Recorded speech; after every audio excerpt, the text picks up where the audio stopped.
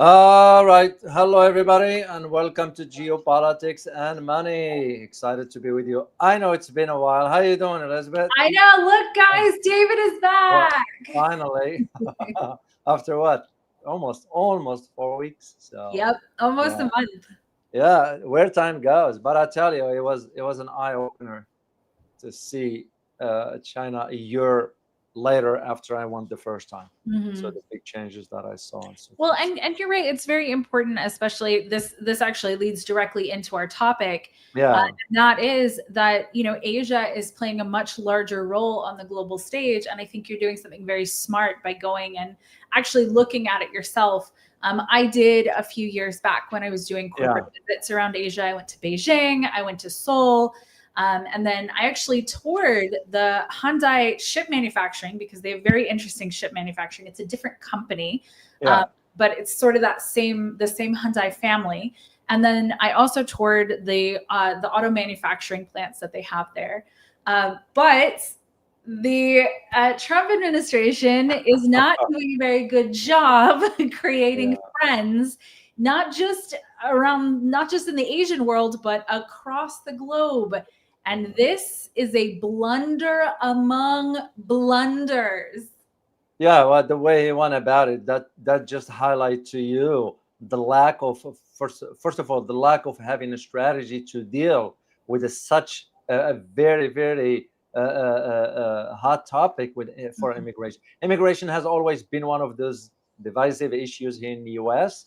I mean, it's nothing new. It just Trump took it a notch by implementing a failed policies regarding this issue. It was a great article written by Joel Mathis regarding this particular topic. I think we're going to share the link with the community if they want to read it later on. Let me share it on the chat box for you guys later if you want to read it. Very interesting how he highlighted that now the Donald Trump's decision to detain those Korean workers, it's backfiring. Why is backfiring? It's because he's finding out now that taking those employees out, you won't be able to replace them for a simple reason. We Yeah, don't have the kind of skilled workers that can do that kind of work. That is absolutely. where the challenge is. So let's dive into that for a second because the big, because the raid happened last week, and I don't Yeah, know if you guys have seen footage or not of it, but it's really I intense. did. I They did see it. handcuffed these guys. I Yeah, mean, yeah, these are guys who are part of gangs, right? These are people yeah, who have come into Atlanta basically to help put together a factory that will generate an enormous amount of jobs and has generated jobs for that area. So yeah. these guys are coming in to put this thing together. So I'm going to put this first video up here because this is Donald Trump. He is sort of starting to kind of pull it back because this has become an international debacle. So let's Yeah. listen to him for a second. A very interesting situation that took place in Georgia.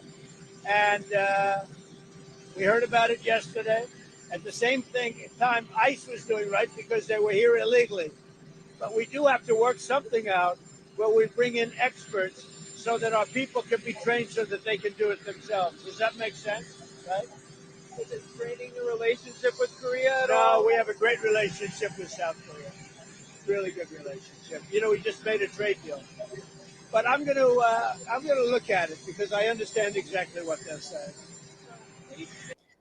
Okay, now if you would like to flash over to what North Korea had to say about it, let's listen in here.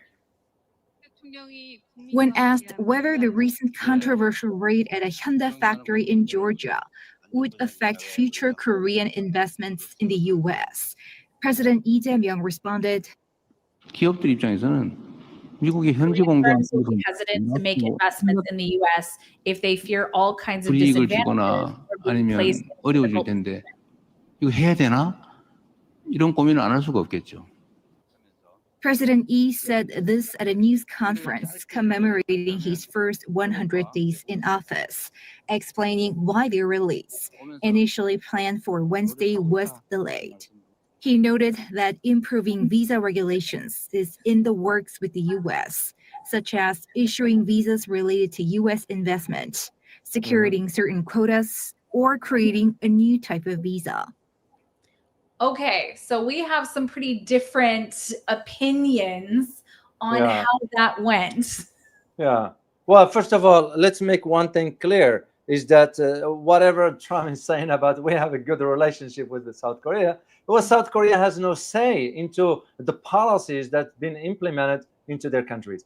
Basically, we are taking over their country in a subtle way, and you all know what I mean by subtle way. So yes, we say South Korea is a sovereign state, but when you have over 30,000 troops on your ground, on your territory, there is no sovereignty. It's no different than what we see in Germany and, of course, in the Philippines and some other parts of the world. So South Korea would have been smart enough to think in a long term as to where the change on the economic on the economic stage is happening, economically speaking, which is happening in Asia, not in Europe, not in the US.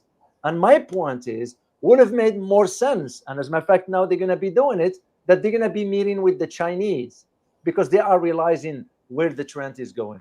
They're not going to go far with America anyway, because we're going to be dictating the term no matter how they see it.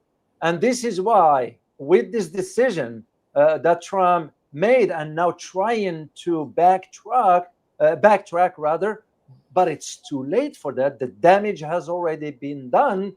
The reason being is because other foreign businesses now are really thinking about reassessing their engagements here and investments in the United States. Yes. And so actually to speak to that, so I want to play one more video because it's very interesting. This is, let me add him. So let me play it for you for a second, because Georgia itself is freaking out about this, because ICE didn't talk to them first before they did this. And Georgia has, in the United States, has sort of its claim to fame is that Georgia is good for businesses. Georgia is good for large corporations. Georgia is good for mega factories. And that's why Hyundai chose Georgia. And so their legislators are freaking out, because even the states, and I want to make that clear to, especially our US viewers, but even people outside of the United States, that this isn't just the Trump administration is implementing a lot of these things without talking to anybody else first, without talking to state governments, without talking to local governments. They just go in and do this kind of stuff, and they mess things up for the place that they're going to go in and do it. So I want to make this clear, is that it's not everybody who is like, let's get rid of the South Koreans who are building a factory. That's right. That's it's not everybody. So I want to make sure people know this. Yeah. Well, that's why when you think about what is expected as far as the investments of serious billions of dollars, especially when it comes down to the battery plants. Once again, when I was in China, I moved around and I saw the massive amount of vehicles, electric vehicles, that is. Right. I saw like this huge parking lot. To me, it's like a football field sizes, not just one, with so many electric vehicles. I went to what you call them, where they show the vehicle that is on display and one inside, and asked, where the Chinese are going with this electric vehicle and what the Americans are saying. We want to invest in America because of that. Then all of a sudden, you're seeing what Trump is doing. It's kind of like it's going to now put things in perspective for foreign companies who might have other ideas of looking elsewhere to invest their money. Because one thing for sure is that South Korean president was tout the country is about $350 billion investments in American manufacturing. Yes, and I want to address two more really big things as we move forward with the live stream. Yeah. And it's exactly what you're talking about. The first thing is the fact that, and I'll play that video in a minute, I swear.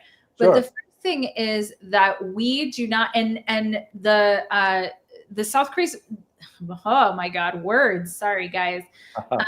But they actually address that. So I want to address whether they were here illegally, why they were here at all, because David, like you said, we are having a giant expertise gap here in the United States. And then you're also seeing on the other side of it, and Scott Bessent addressed this, is that we are now seeing a massive decline in manufacturing jobs. And so he actually came out and said, well, it's not going to be overnight that we get manufacturing here.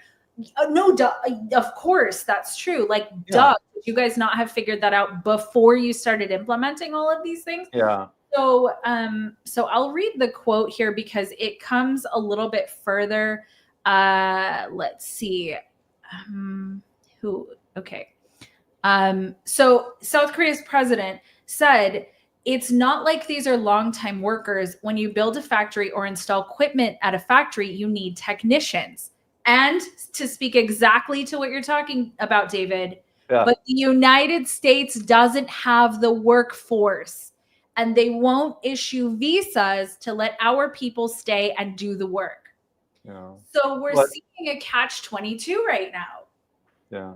And that is why I just read this morning an article. I shared it with the community on a post regarding how some American professionals are now fleeing abroad in search of job opportunities. Well, because they highlight to you that now, we've been just hearing about it. Now it's entering into, I read the article in detail as to what they are saying regarding that. These discussions now are moving away from just social media, but now being translated into some sort of a reality through the increasing number of those people seeking employment and some sort of living conditions elsewhere. It almost reminds me of what happened after World War II, when the U.S., settled in after the war and set everything and start to bring the brains from all over the world to come to America, because that's how America was founded to begin with. It's called brain drain. Brain drain from a country. Yeah, that's how it was after World War II. That's what led to this economic success. Now, these trends, we're seeing it now happening with none other than China. Yeah. And I'm here to tell you, I was there. I talked to some people in both in Beijing and in Shanghai, people that are involved in academia, people that are involved in the scientific communities within their realm of expertise. And what you notice is that the amount of now scientists leaving the United States, going back to China. I just saw recently, I don't know if I share it with the, let me see if I can get you guys the picture right here. If you allow me just to share it here quickly. I think you can. Okay, let me see, because you are doing it from your end there, but I think I can put the picture. Yeah, I think you can. Right here. This is a scientist by the name Song Chu. It's right here. Let me put it on the screen. Now, this guy here, Elizabeth, this guy is considered the top American AI scientist. Mm-hmm. He is the top. He's been in his field for almost 28 years and achieved significant business successes across various sectors. Mm-hmm. Now, he's leaving. He was, by the way, involved in UCLA. And if you've been in California, you lived in California, the sort of the level of UCLA, especially when it comes down to to information technology. So he was a professor of computer science, but also the leading experts in the AI. And now he's going to be holding a position in none other, in actually two positions in two different universities, in none other than Peking University and Tsinghua University. Both of them are in Beijing. And those two universities, which, by the way, I've been looking at them, I've been looking at those universities, because that's what I hope to teach, a part-time position there. Those are considered two of the top universities in China. And especially when it comes down to, in this guy's field as the AI, he's going to be now leading the Beijing Institute of General Artificial Intelligence, known as GAI. That tells you right there. I wanted to make a point regarding what the US is doing versus what really happening on the ground. And the media is not disclosing this kind of information for Americans to really realize the changes that is taking place as we speak.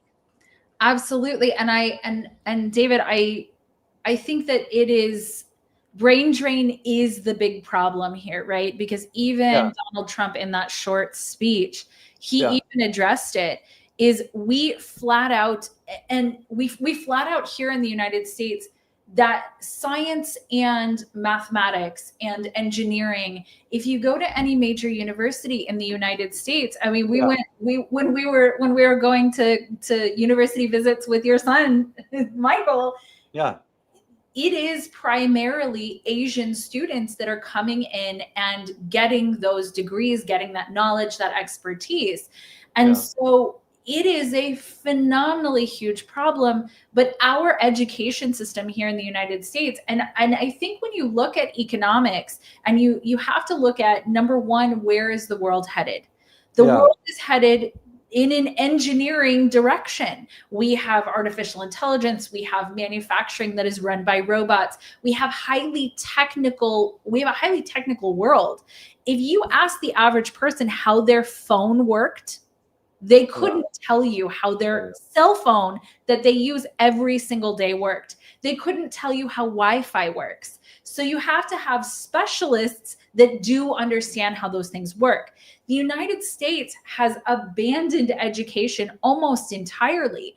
And so how, as a country, and with the rising cost of university, Gen Z is less and less likely to go to college, because they watched my generation, the millennials, they watched us getting massive amounts of debt using degrees that we primarily didn't use.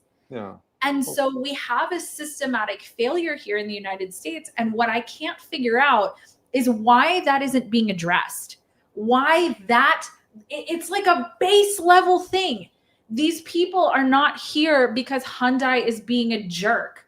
They're not here because Hyundai is trying to take advantage. They're investing billions of dollars here in the United States. They did it because they physically don't have the ability to use people here in the US. But this trend now is changing, because what you are noticing now, as a matter of fact, it was not a study, but rather a white paper regarding by a consulting firm. I had a chance to read just part of it, and I didn't read it in its entirety. And one particular aspect, it has to do now with the immigration companies, and experts are monitoring, this surge in demand. And which demand are we talking about?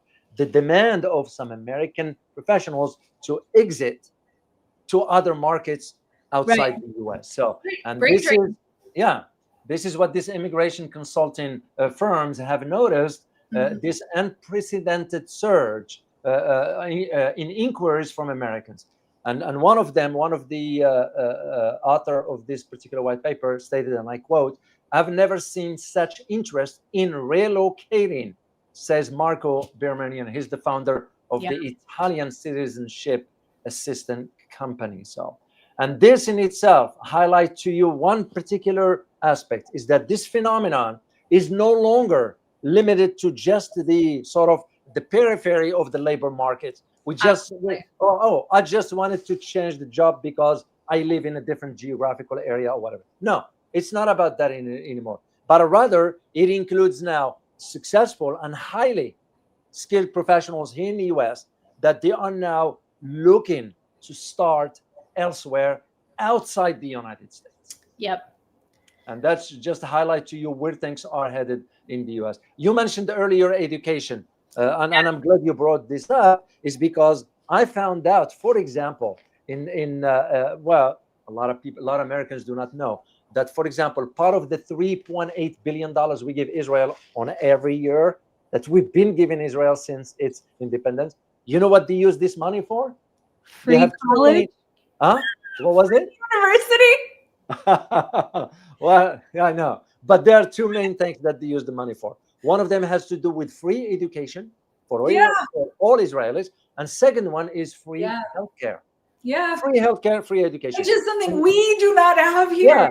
And we're paying for it. So this is to me where the struggle is understanding the incompetence of our governments. Once again, I talked to people in China when I was in China, and I asked the questions, and the answers that I get is that the government is ensuring the welfare of people and their needs are met. I am not talking about handout. Chinese government is not giving handouts. They don't have that. What they have, based on a solid source, a friend of mine who have been living in China for almost 20 years, he told me that almost 85% of Chinese don't pay taxes. That highlights to you that the surplus that the Chinese government gets doesn't get spent on establishing military bases outside or doing this or doing that. The focus on infrastructure, on education, on ensuring opportunities for everybody inside. And this is to me where the competence and lack of competence between governments come to the fore. I compare like always, and I did a short video on this when I got on a speed train at 349 kilometers an hour. And I asked the question, why aren't we having similar infrastructure for a rail system here in America? Well, I mean, I'm not going to argue that speed trains would be a blessing. Well, I got stuck. I got stuck in LA when I came back from China. If it were a speed train, I would have hopped on it, and within an hour or 2 hours, I would have been home. Yeah, I know. I'm not going to argue that, man. It took me almost 32 hours before I got home. I didn't sleep the entire 32 hours. And I'm not complaining. All I'm saying is sharing the facts as I see them. Yeah. Why aren't we investing in a solid infrastructure that can benefit the citizens? It's our tax dollars after all. But that tells you right there why our government is so dysfunctional. So a couple of things before I forget. They did not sponsor this video, but Outskill sponsored the last video on this channel. But we're sort of in the topic, like David, as you and I are talking about, like moving into the new era. Really, they have a free training that I'm going to take. I'm going to take it. I'm taking it too. I'm taking that training use too. Our link because we got 1,000 free seats. So if you guys want to take it, it's free. Like I said, they didn't sponsor this video. They sponsored the last one, but this is one of those people that I'm actually very grateful that they sponsored us because I would like to take this training. So I wanted to guys, we are shadow banned. I don't know what's happening with the algorithm, but the algorithm is not sending out our videos to you guys. Oh, so I know. If you're watching this, please go to the actual channel relatively frequently because we're putting out a bunch of really, really good videos. I did one yesterday on the U.S. is in my opinion, this is my opinion, but I have evidence that I feel like really backs that up, is that the U.S. is actually in a shadow recession already. And I give the metrics for why I think the U.S. is in a recession. So it's very good. It's a very good video. David did one on China and Latin America, how China and the U.S. are sort of fighting over Latin America. So there's a bunch of really good content. And not everyone is seeing it because YouTube has, for whatever reason. Yeah, why? I don't know. What do they have? What is the issue they have with these two channels? I don't know. What is the problem? But we're trying to fix it. We're trying to work on it. I mean, well, here is the thing. I had a viewer from the community told me yesterday that he hit the like button. He hit the like button and it didn't go through for the video. I know. And I'm left to wonder, what are we? It's like we're not saying something that is not real. We're just presenting the facts as we see them. So why are they having a problem with these two channels? I don't know. but but yeah, if you guys could go intentionally do that, it'll show YouTube, hey, these videos are really good and this information is really valuable. Hopefully they'll start getting it out to more people again. So just to address that really quickly. But going back to what we're talking about right now, and David, right now, I think a big question is this controlled demolition of the system? Because we are watching some foundationally such stupid moves that are backfiring in so many ways.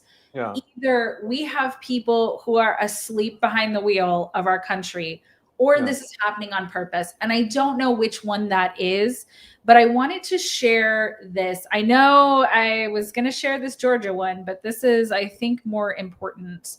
And that is, let me see if I can find it. That is that 70% of, almost 70%. So PNC's annual, let me see if I can find it and share it with you guys. Just quickly to say to Hong Wang, this is not a whiskey that I was drinking. That's electrolytes. I drink a lot of electrolytes. So because when I exercise and so forth, I have to drink this. So I don't drink alcohol. So I do not drink alcohol either.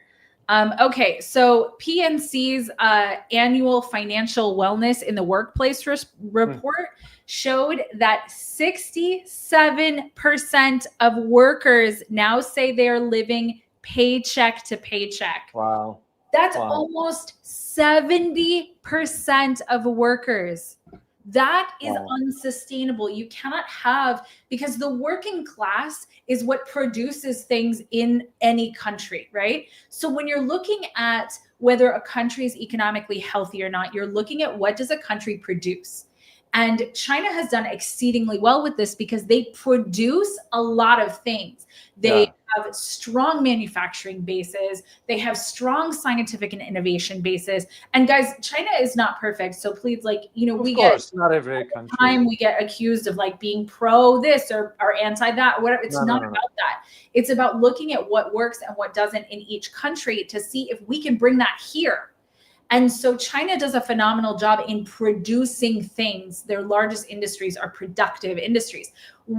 Our largest industries are comprised of insurance, which is a non-productive industry. It doesn't produce anything that the rest of the world can then go buy, and healthcare, which it is also a non-productive industry. The world is not coming to the United States in mass for medical care, right?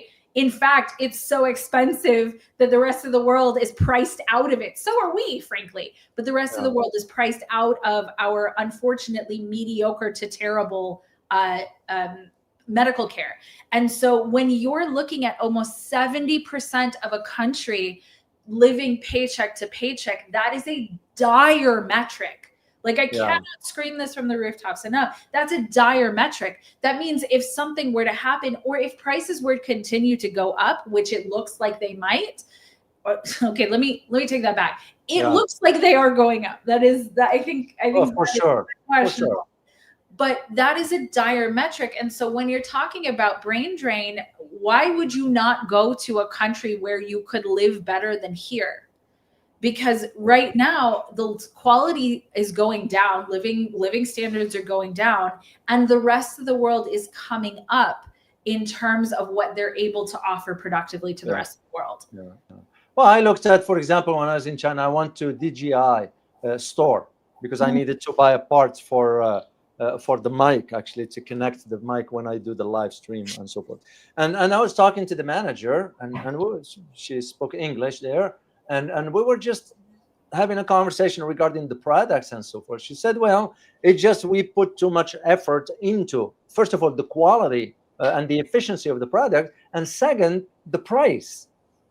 And when I really went in, I looked at the drones and so forth, how much it's half the price of what it costs here in the United States. The parts that I bought cost me 99 yuan.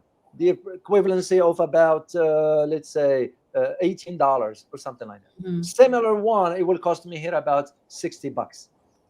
So it just to me was So you are absolutely correct as to in the case of China, just because again I was there and I saw how much effort they put into the domestic improvements, the domestic progress, the domestic investments. Why? It's because that's what, if you want to move, you as a country move the ladder economically speaking, you're going to have to build into your own domestic infrastructure, something we are not doing. And this is again, that's beyond the conversation about which system works better. That's it's not for this time to be talking about the systems here, but we all know, for us at least, our system now, it's been exposed for its shortcomings, its failures. Let's just state it the way it is. Yeah. But also, it's not just the system, those who are managing the system itself. They are incompetent, they are corrupted, they are inefficient, and so forth. And that trickles down into the ladder of the society, all the way to the average citizen, which he and she, or she rather, finding it hard to make ends meet. Well, and so that's kind of that's really my question. And I don't know the answer to this. I have my suspicions, but I don't know the actual answer to that. And that is this being done on purpose, or is it just mass negligence over decades and decades? I have an opinion. I have an opinion on whether it's being done on purpose or not. But there are clearly, so I want to pull up this chart also because it's a very important one. Let me share it. And this is the manufacturing jobs. So this is the manufacturing jobs. So obviously Federal Reserve Bank, St. Louis. This is a nice Fred map. So here is all the way, we had the COVID years down here, right? So of course, manufacturing jobs freaking tanked during the COVID years. But actually, I will say during the Biden administration, which I am absolutely not going to applaud the Biden administration for almost anything. But if you look at it, the manufacturing jobs actually did pretty well. And they did start to already decline towards 2025. So this is not all on Trump. But as you can tell, there's actually been a fairly steep decline since Trump implemented the tariffs. So I want to pay attention to this because this manufacturing jobs is the reason that the Trump administration said that they were doing this. They were doing this to bring manufacturing back to the United States. But the problem that they ran into is that they're having the opposite effect, because even if we had major factories, which this is one of them, the Hyundai factory here in the United States, it is the epitome of what they actually want to happen, right? We want foreign investment to come in here to the United States and build up the infrastructure in that area, right? That's what we want. We want foreign money to come in and hire employees here in the United States and all that, right? So they were literally doing the thing. And I want to address in a second whether it's legal or illegal and all of that, because there's information on that too. But what's happened is that we don't have like fundamental manufacturing, right? So parts manufacturing. So even if they're putting the vehicle together here, it's separate manufacturing in different parts of the world that have the components that have to come here. So the components are still tariffed. And so it doesn't matter if it's made here, there are less and less and less jobs because tariffs have gone up so high that now all the parts that are coming in are so expensive that manufacturers can't afford to keep U.S. staff. Yeah. And this is, again, one of the things that I noticed with our neighbor to the south, Mexico, which just flipped on China, believe it or not. A year ago, and I remember we did a video one time and we talked about how the electric vehicle manufacturing and production, some of it might move to Mexico. Well, guess what Mexico just did? They just flipped on China by now imposing tariffs on Chinese products. And all this happened because Marco Rubio went to Mexico and pressured them. And that's, again, my point for for any foreign country that will think about investing, you're going to have to think twice. You can't trust how the system all of a sudden will change on you in the middle of the race. And that's why, to me, I don't understand where the Mexicans were coming from regarding all of a sudden pivoting on their commitment to allow sort of the production of certain types of EVs in Mexico. And all of a sudden, they caved in to the US pressure. Mm-hmm. And that in itself highlights the much bigger picture.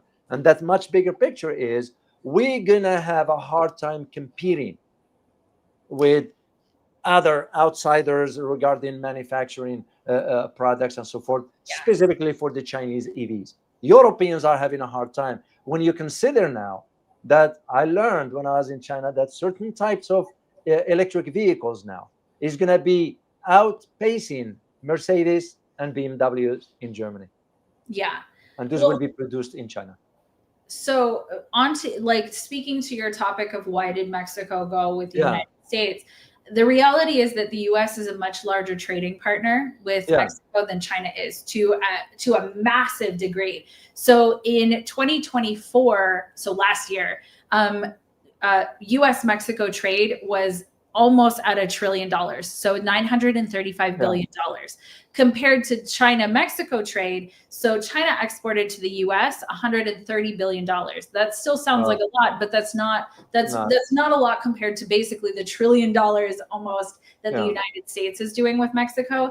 And Mexico actually only exported $10 billion worth of goods basically to China. So it's they have a very low export rate to China. Whereas for the US, I mean, that's massive. I mean, almost $1 trillion. So it financially makes sense for Mexico to have done that. And I think when you're looking at economics, the countries are going to go wherever is the best for them. What I do not think is that what was set with Mexico right now with the United States, I don't think that's forever. I don't think that that's like the next 20 years it's going to be like that. I think countries are paying attention to who their biggest trading partner is. And I will say this about the United States is the US isn't just kind of laying down and like letting China win everything. Yeah, that's not necessarily a bad thing or a good thing. I think it's just a fact.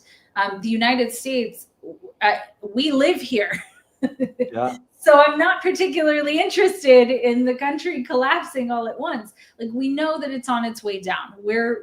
I think anybody with eyes is aware of that. It should, and it's a reality that we shouldn't be in denial about, because that is exactly what Washington is doing. Is in denial about the reality that the world has changed, that we're no longer at the top of at the helm of the global order. That era is gone, and they just living, the policymakers, if we call them policymakers, they just living in this denial. So here is how I see the changes on the economic front, since we are talking about economics here. And this is why Americans needs to really understand where the changes are and how is that going to impact them. You consider, for example, once again, I give the example of when I was in China. It was the summit of the SCO, the Shanghai Cooperation Organization, which took place in the city of Tianjin in the northeast, I believe. So, but if you only understand the massive amount of trade that existed between China and the SCO, between 23 and 24, it reached about 98 billion yuan, the equivalency of $12 billion. That was 2023, 2024. This year, I heard it moved over 180 to 200 plus billion dollars, US dollars. And why am I saying this? I'm saying to highlight that where the economic hub of the globe is, it's not in Europe, it's not in the US, it's in Asia. And China is kind of thinking strategically about in sort of securing this kind of trade with economic blocks, the likes of SCO. Even though SCO was mainly for regional security and all that, they are seeing where the trend is headed, moving into the economic strength among all the members and so forth. And that in itself is going to translate to other countries, the likes of Vietnam, Cambodia, Laos, Thailand, given what certain projects are under study right now to really increase the level of infrastructure to facilitate the transport of goods between those countries. And something I'm not working on, because I'll tell you, within the next, literally, if I am to guess, within the next 3 to 6 years, you're going to see a massive change as far as the level of the economic blocks in Asia versus those of the G7 or even G20. They will stand no chance. Yeah, and David, you're absolutely right. We're watching that happen right now, and I think some of the metrics that we brought up during this conversation. And David, you want to take a couple questions? Sure. Questions? You want to take questions? So, guys, questions. We haven't done that in a while. It might be fun. Yeah, sure. Put question in the chat box, guys, if you want to ask a question. I think there are a couple of metrics that we've really pointed to that are very concerning, and I am more concerned about the U.S. economy right now than I have been in a very long time. And the problem with the U.S. economy collapsing is that it's not just going to take the U.S. down. There are so many other countries whose currencies are tied to the dollar, who have dollar-denominated debt, that are going to be in a lot of trouble. So this isn't because I see a lot of people and for good reason. I mean, I understand why people around the globe are very angry at the United States, and for very good reason. But the decline of the United States isn't just a singular pole decline. It's a decline that will hurt a lot of other countries too. But I have very big concerns. If you look at what the Trump administration has done, fundamentally is made enemies of countries around the world. And the reason that he said he was doing it is not coming to fruition. And I don't see a fundamental plan for that to happen. So since last year, and like I said, it was already in a decline before the Trump administration took over, but it was in a much steeper decline afterwards. Manufacturing has lost almost 100,000 jobs. I think it's 78,000 jobs since August of last year. I mean, that's massive. That's the wrong way, guys. It's the wrong direction. Yeah. So I already saw Ramples01 put a question, and yes, Ramples01, I pay attention to the chat when I am with Elizabeth, because I can look at that. When I'm by myself, I can do it. But I see your question, so let me share it here. So, Dr. O, what do you think if Venezuela gets invaded or attacked by the U.S.? Will China come to their help? I am hearing something like that on Spanish channels. First of all, I don't see any invasions going to happen. The U.S. just talks. And second, there are Russian assets in Venezuela. A few years ago, the White Swan, I don't know if you know what I'm referring to here, the White Swan, which is the nuclear-capable long-range planes for the Russians, moved to Caracas, and by some estimates, there were some nuclear devices. I won't call them bombs. I will call them devices of sort that the Russians wanted to place in Venezuela. Whether they did or not, I don't have an answer to that. But what I am certain of is that we are not in position to go in a full-scale invasion of Venezuela. And for that reason, also because China and Russia both will not allow it. They will step in one way or another for two reasons. One, China gets energy from Venezuela. Remember that. And also for Russia, it has some pact with Venezuela regarding its defense. And the third element of this, Venezuela is a major oil producer. So that is one of the, but for what the US is saying, it's just bravado, no more, no less. And hypothetically, hypothetically, if we are to go with this scenario of the invasion, it's not going to be a full-scale invasion. It will be in terms of creating a conflict nearby. That's usually how we do this kind of stuff. We're not going to do it like the Iraq style going into fall. We're not going to do that. So at least that's how I see it at this point. David, it's the video that you did. It's on the channel. It's China and the U.S. China and the U.S. Competing over Latin America, of which Venezuela is part of that. And it starts with that. It's the release, the FOIA release of the Richard Nixon tapped office tapes, where he's talking about fixing economies. Making, I think he said, making the economy of Chile scream, something like that. So guys, make sure you watch that video, because that was a good analysis on that. I wish I don't have the link to it, so maybe one of you guys does. Yeah, if you do, please, if you guys have it, please share it with the community.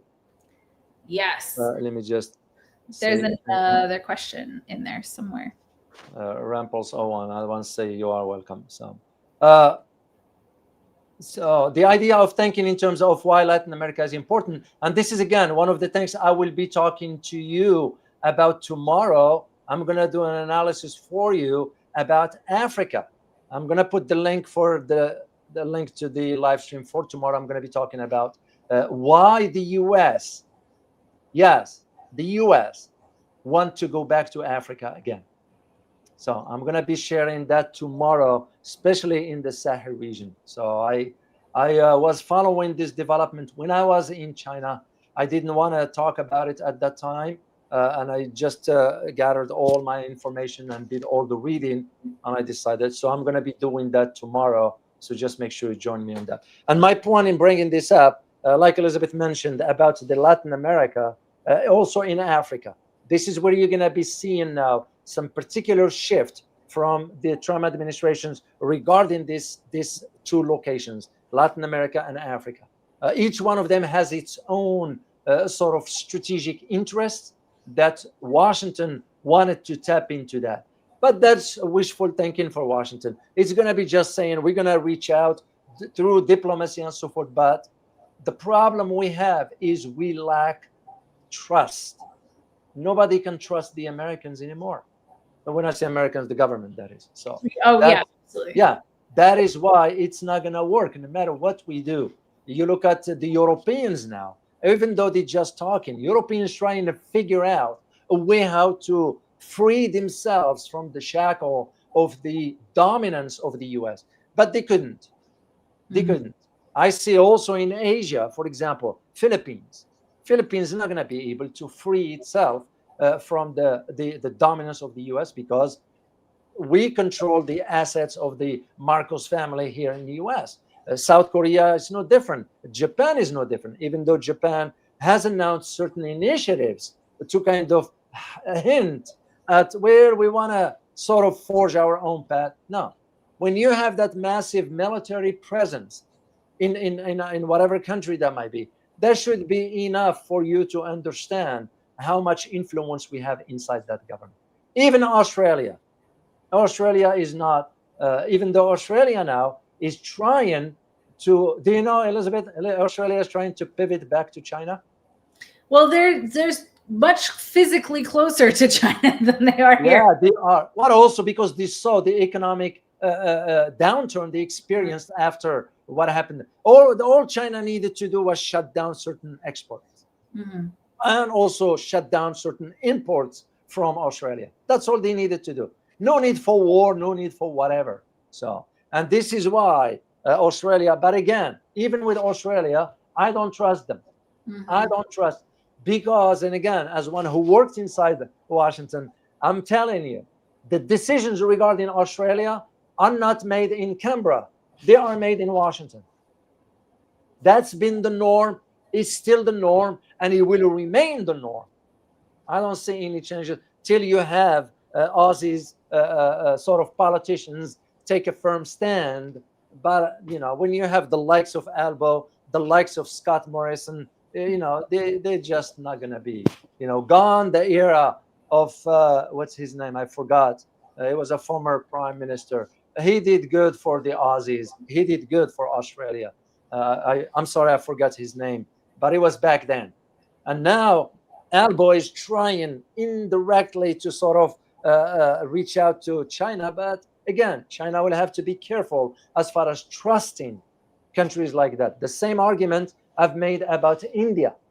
You can be trusting those countries are not solid enough because they don't have the sound foundation on which to build that capability of engaging in a really bilateral trade that can sort of lead to some very positive outcomes. David, I think it's really interesting that you say that about, not having a foundation, because if you look at most of the countries around the world, they're not building it up either. A country that is doing very well with that is actually Poland. Poland is importing more gold, switching gold to have the gold be their reserve currency. They're building up their military. So there's wisdom in, if you want to get off of anyone's control, I mean, it's the United States or China, because I've said this before, and I think only history can tell us this in hindsight. But, the United States did similar things to what China is doing now after World War II. That's correct. The United States was building infrastructure, growing science and technology. There was like a sense of hope and positivity and excitement about the United States and what the United States was doing.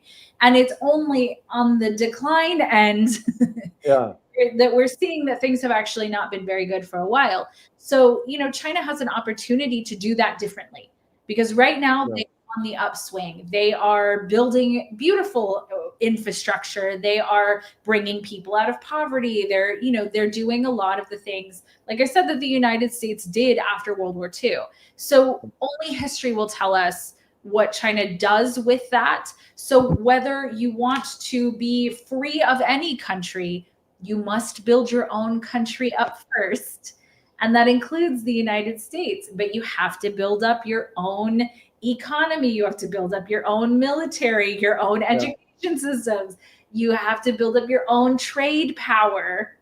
So it's a lot. So, but you do have to, if you're looking at Australia, for example, Australia would have to build that stuff up for itself before it being any kind of negotiating power either direction. You mentioned Poland. Quickly, I'm going to just make a comment and try to answer a question from Francis Tango. I just saw it. Yeah, where did it go? Yeah, it's right here. I saw it. So I'm going to put put that in later. So for Poland, the problem that I see with Poland right now is that you have two main figures in the government, the president and the prime minister. Both of them are Russian hawks, anti-Russia beyond belief. So, but what they are not realizing, and I am sure that it's not they are not realizing, they are. What to me, conveniently or ignorantly, they are dragging Poland into some really deep hole. And this is by allowing NATO now to move certain military assets in Poland. And that, to me, is a big concern. So, and I remember my last conversation with Dr. Mike Gruba. He did highlight this, how now there is this division inside the Polish society between the old and the young, and the new Polish president, some sort of made it clear how he is anti-Russia. Well, of course, because he was pressured by the Americans. Because remember, who used to be the U.S. ambassador to Poland was none other than the son of Brzezinski, following his father's legacy. So that's... All right, let's answer a question from Francis Tango. Aren't they being taken over by other companies in Taiwan? There was another question before that. Makes that question make sense. Okay. It's really high up in the chat. I think the question was something like, what would happen if companies overall decided to not work with China, right? Like, I think it was that, right? Yeah, well, if they don't. Well, China's not going to lose sleep over that. Why would China care? And here is why. Because now the U.S., right there, what will happen to companies cooperating with China? It's their loss, not China's loss. That is where the difference is. It's because for China, it's going to move forward. And the best example I can share with you guys, it has to do with NVIDIA. Look what the U.S. forced NVIDIA to do vis-a-vis China, and China said, So what? We're going to move on and start develop their own. Huawei, to my knowledge, has developed exactly what China needed in the domain, in the AI spectrum and the microchips and so forth. So to China, it won't matter.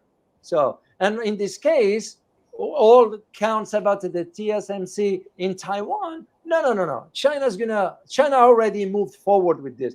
This is why you are seeing the massive exodus from here, the US, the likes of the scientists here, Sang-Chan Chu, top AI scientist. What do you think is going to bring to the table somebody like him with over 3, almost 4 decades of experience? So to China, just to make it clear, Francis, to China, it won't matter if those companies or whatever countries want to not cooperate. China's going to move on because there will always be other countries that wanted to move up economically, and they're going to go ahead with cooperating with China. I am going to disagree with you. Okay, you are entitled to your opinion and respectful to that.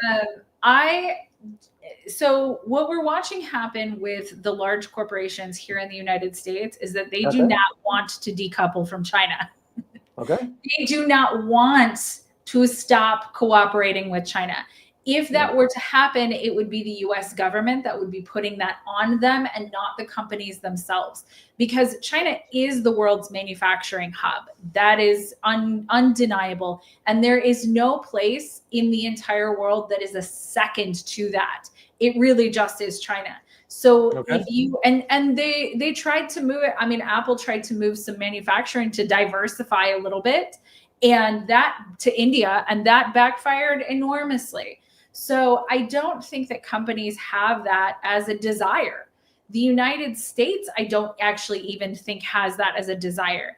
I think that there is a difference between the talking points or the talking heads, right? Politicians here in the United States have to blame somebody for all the problems that are happening here. Yeah. And it's very easy to point to, oh, well, the problem is China and all the Chinese companies, or the problem is Russia and what they're doing with Ukraine. That's the reason that things are so bad here in the United States. And I think that, I mean, and we watched it with tariffs, because I think that if Trump could have put those tariffs on China, like for an extended period of time, if he could have, he would have, but he can't. It would absolutely crater the US economy. And and I do agree that China is going and finding other markets, but that's a complex situation. It's not as easy as just, well, like China can say, screw you to the United States, which is by far the largest economy on the planet. Yeah. Okay. It's not like China can just say, like, screw you, I'm going to go sell my, widget to Indonesia. The price that China could get for the same widget in Indonesia is not the same as they could get it for in the United States. Yeah. That's a flat out fact. So that would cut into China's bottom line in a way that they're not interested in either. So I think both sides, the politicians are playing the big game of like, oh, we could do just fine without China. Oh, we could do just fine without the United States. When the reality is that I don't think that there's a desire for either country to actually do that. I think it's big talking heads. And one of the big issues I have here in the United States is the divisiveness, is the like, it has to be all China's fault or all the left's fault or all the right's fault, because it's a distraction. Hi, buddy. It's a distraction from the fact that it is actually the politician and the global elite's fault for selling out our country. Yeah. And so I don't want to put it in context of like companies are trying to get rid of China. They're not. Well, they won't be able to anyway. What would be in our Walmart? People could buy anything. Because here is one other reality that a lot of people do not know. Every time you hear when China says the second largest economy, what makes you think that it is the second? Because it is not. Even it is the first. It just the Chinese never wanted to come forward and claim that first spot, because you know where the power lies. The power always lies behind the throne. So Chinese are smart enough to know we are content how we stated our position, and it's working for them. I don't see Chinese doing the same way we do it because we wanted to sort of claim this spotlight and all that. Chinese don't think in those terms. And Chinese also think in terms of economic ventures as far as where they put their sights on which country is going to be involved with. You look at the BRI, for example, and how much the West has been undermining the BRI. So we all know. You take, for example, the CPC, the ECP, the Economic Corridor, the China Economic Corridor. How many times it's been undermined? You know, the Chinese scientists or engineers been attacked. That's not a coincidence. That doesn't happen in a vacuum. But it tells you right there, because someone does not want to see that development move forward. Absolutely. Why? Because it's going to lift Pakistan out of its economic down spiral, and also is going to pave the way for China to sort of forge more sort of economic opportunities elsewhere. That is the whole reason for why you are seeing it the way it's moving. And this is why the Trump administration, with the neocons that exist in that administration, the like of Marco Rubio, if you notice the narrative vis-a-vis Taiwan, they're pushing into that direction. And they're going to be pushing even harder. He's going to be pushing even harder because to them is the idea, if we can fight China directly, then we're going to have to create conflicts around its borders. Absolutely. And I think that's ridiculous. I mean, I don't want to get into the Ukraine situation right now. Taiwan had better be paying attention to what happened in Ukraine, because I guarantee Ukrainians are not living their best life. They are in hell. So no, they're not. My heart goes out to the Ukrainians and Russians, quite frankly, because they've both lost an unreal amount of lives in this conflict. But Taiwan better be paying attention. But yeah, I mean, I certainly agree. I think there is a very hot economic war. I'm grateful that it's not a hot physical war, but the economic war is absolutely on its way. I mean, it is unquestionable. Well, it will be a big mistake, even though I disagree with Professor Sachs that mentioned that there is a war coming up between China and the U.S. I disagree with that assessment. I don't think a hot war. Yeah, I respectfully. It's just because we have no idea as to where China is militarily. And the latest, the V-Day parade that took place, and I was there in Beijing, it just, to me, it sends the clear and the loud message as to where their capabilities are. It will be a mistake for us to think we're going to take on the Chinese. That's because it will be no winner, first of all. And second, you'll be looking at a massive destruction at an unprecedented level. And I am sure both countries won't want that. So that's the idea of this hot war. It's non-starter to begin. And David, they're already doing so hot wars are for economic reasons. Yeah. They're already having the economic war. That's true. Just bypass the hot war entirely and just go to the economic war, and they're already having that. So I'm very much hoping that that's enough for them, is to have the war over the actual thing, and that is the economics. That's true. All right, guys. Well, I hope you guys enjoyed this. I know it's our first time after, 3 or 4 weeks. So make sure, just as a reminder, make sure to watch that video we did about Latin America. It's very, very interesting analysis if you get a chance to look at it. And also remember to join me tomorrow. I will be talking about Africa and the US. And remember to subscribe if this is your first time. Once again, we don't know why YouTube is doing what it's doing to both channels. If anybody in YouTube listening, we have nothing against whatever. So just let it be. But again, for us, and I speak for myself here, I don't get silenced easily. And I won't. All because we're on our way back. We're on our way back. Yeah, it's because we just stating the truth, sharing information to the best of our knowledge, and the objective is to help our community understand exactly what's going on. So please make sure to hit the like button and share this video with others. And we look forward to seeing you next week. Take care. Bye-bye.